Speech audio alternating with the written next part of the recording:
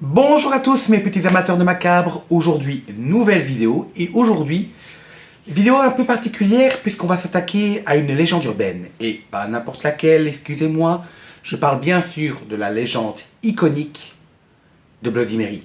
Et non, je parle pas du cocktail mais bien de l'histoire un peu plus effrayante qui en découle. Bien que cette légende soit connue dans le monde entier, l'origine en elle-même, elle est légèrement floue. Puisque énormément de légendes vont ils vont rajouter un petit peu leur touche personnelle pour qu'elles collent à leur folklore, à leur culture vraiment locale. C'est ça qui rend un peu plus ardu le fait de trouver l'origine exacte. Mais bon, c'est ça qu'on aime dans les légendes urbaines. Le fait de pas trop savoir. Mais bon, on va essayer de trouver un petit peu, hein. Je vous promets. Je vous promets, je vais y aller un petit peu avec mes avis un peu plus personnels. Donc, on se met à son aise. Et on est parti pour une nouvelle archive macabre.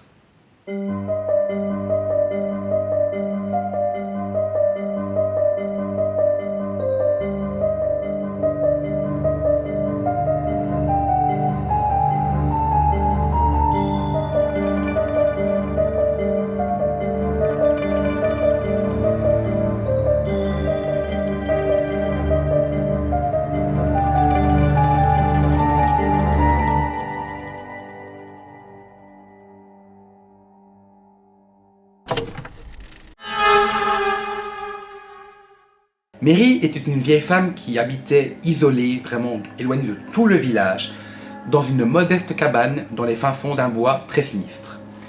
Mais cette dernière était également énormément sollicitée par les habitants du village grâce à ses plantes aux vertus médicinales. Mais Mary souffrait également d'une réputation très peu flatteuse, car les villageois avaient évoqué la rumeur que Mary était une pratiquante de la sorcellerie, principalement de la sorcellerie Wiccan. Et de peur de subir un mauvais sort de cette sorcière, les habitants ne risquaient pas de s'approcher de cette cabane.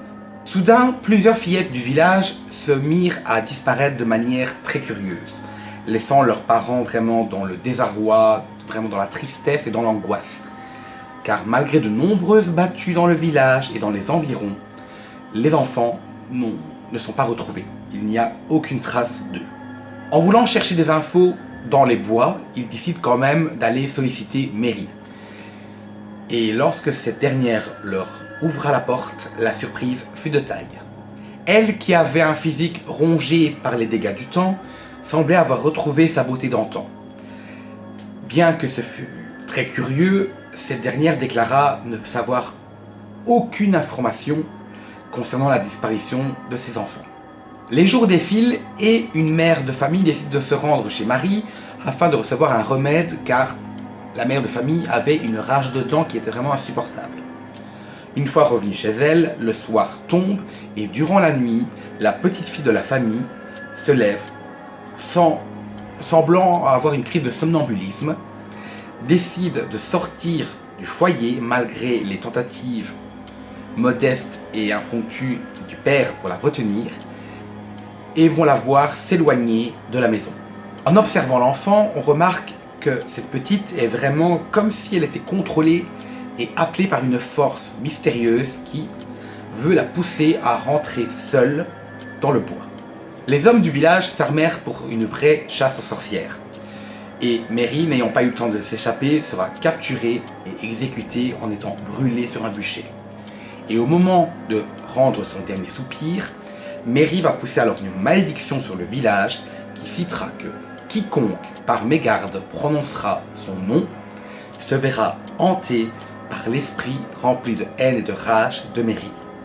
Après l'exécution, les villageois se rendent chez Mary et découvrent l'horreur car sur le terrain derrière sa maison se trouvent des dizaines de tombes sans nom contenant les restes des pauvres petites filles disparues.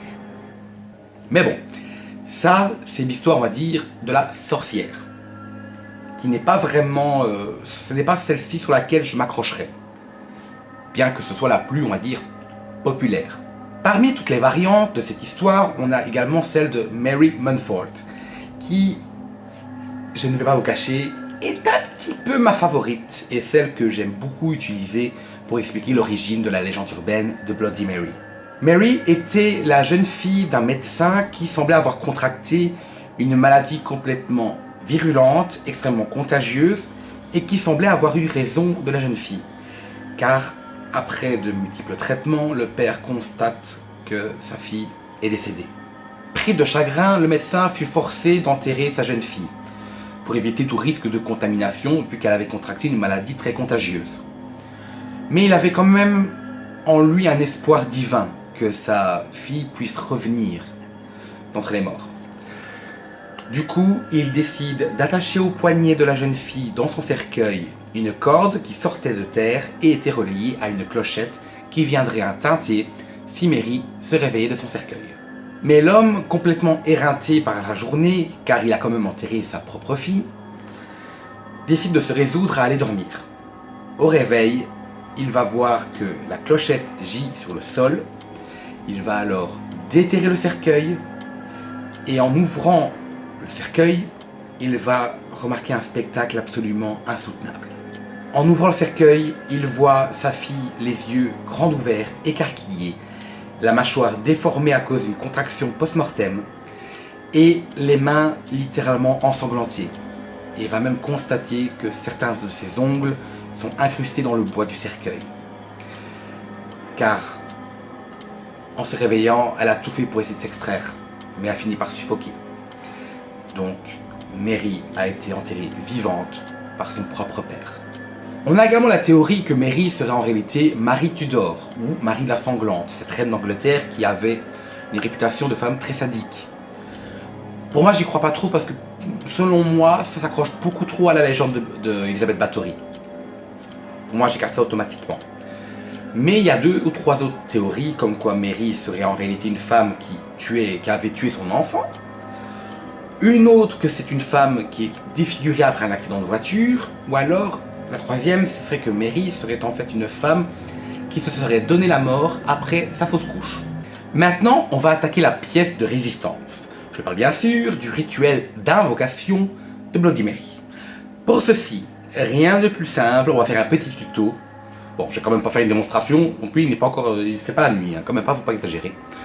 Donc, vous devez vous rendre dans une pièce sombre et fermée, de préférence genre une salle de bain, avec comme éclairage uniquement des bougies. Munissez-vous d'un miroir, posez-le et installez-vous devant ce miroir. Et avec une voix distincte, prononcée à 3 reprises, Bloody Mary. Cette dernière vous apparaîtra sous les traits d'une femme complètement défigurée, portant une robe blanche ensanglantée et venant à vous les 2 mains en avant remplies de sang. Dans ce rituel, il y a 2 cas de figure. Le premier, vous ne parvenez pas à éviter le regard de Bloody Mary et vous la regardez dans les yeux. Dans ce cas-ci, elle peut vous griffer, vous mordre, vous arracher les yeux, vous emmener avec elle de l'autre côté du miroir, donc dans l'autre monde. Éventuellement même, le choc peut être si violent que vous pouvez avoir une crise cardiaque, ou bien elle peut vous hanter jour après jour jusqu'à ce que vous vous suicidiez. Autre possibilité, vous vous focalisez uniquement sur votre propre reflet, en ne croisant jamais le regard de Mary. Dans ce cas-ci, elle sera prise au piège et devra répondre à vos questions. À une condition, forcément, c'est que vos questions soient pour elle dignes de réponse et que forcément vous ne lâchiez pas du tout votre reflet parce qu'elle va s'amuser justement à vous piéger. Vous devez rester concentré sur votre propre image. Sinon, c'est fini pour vous. Et Bloody Mary, forcément, est moultement représentée dans la culture populaire. Que ce soit déjà dans le monde du cinéma, avec Paranormal Activity 3 et Urban Legend 3 Bloody Mary, ou également dans le monde du petit écran, avec les séries American Horror Stories, Ghost Whisperer, Supernatural, Charmed, et même les Experts et South Park. Ces séries-là ont littéralement offert un épisode centré sur la légende de Bloody Mary. Sans oublier le monde de la musique, forcément avec le titre de Lady Gaga qui a, on va dire, connu un nouveau buzz grâce aux edits TikTok et vraiment YouTube, enfin tout ce qui était réseaux sociaux, de la fameuse scène de danse de Mercredi Addams, la série Netflix. Ça a permis de redonner un souffle, on va dire une nouvelle jeunesse à ce titre. Et voilà qui conclut cette une petite archive macabre. Ben oui, là elle est un peu plus courte que d'habitude, mais bon. Les dernières ont été comme un peu longues avec Lizzie Borden et H.H. Holmes. Donc là, un peu plus court, ça fait du bien pour une fois. Du coup, n'hésitez pas à me mettre en commentaire ce que vous avez pensé de cette affaire, à me laisser un petit pouce bleu, ça fait toujours plaisir, à vous abonner et à partager. Et on se dit rendez-vous dimanche prochain, 15 h, pour une nouvelle archive macabre. Salut!